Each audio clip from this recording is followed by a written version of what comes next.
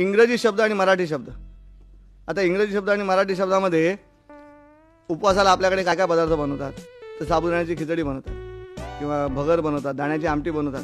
आणखी एक पदार्थ बनवतात, रताळ्याचा कीस किंवा बटाट्याचा कीस.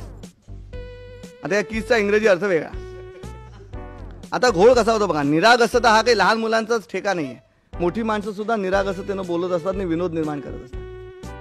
त्यामुळे मी कार्यक्रमाला यायला निघालो, वाटेत एक मैत्रीण भेटली. म्हणाली, अय्या किती दिवसांनी भेटलास, घरी चल. म्हटलं नको, मला कार्यक्रम आहे. म्हणजे नाही, इतक्या दिवसांनी भेटलास, घरी चलच, पुन्हा कधी येणार तू. म्हणून तिच्या घरी जाऊन बसलो थोडा वेळ आणि निघालो. थोड्या वेळाने म्हणजे निघालाच पुढे, इतक्या दिवसांनी भेटलास, मी काहीतरी करणारच.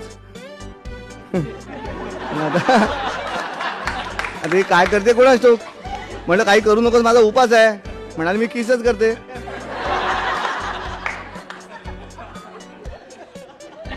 पटकन होतो. बरं, मायाशी जास्त गप्पा मारायच्या तर म्हणून तिने आईला ओरडून सांगितलं, आई संजय आलाय, त्याला किस कर ना. तर आई आतून ओरडली, तू मोठी झालीस, तुला यायला हवा. तर ही म्हणते मला खरंच जमणार नाही. तर आई म्हणते तू सुरुवात तर कर, चुकली तर मी आहेच.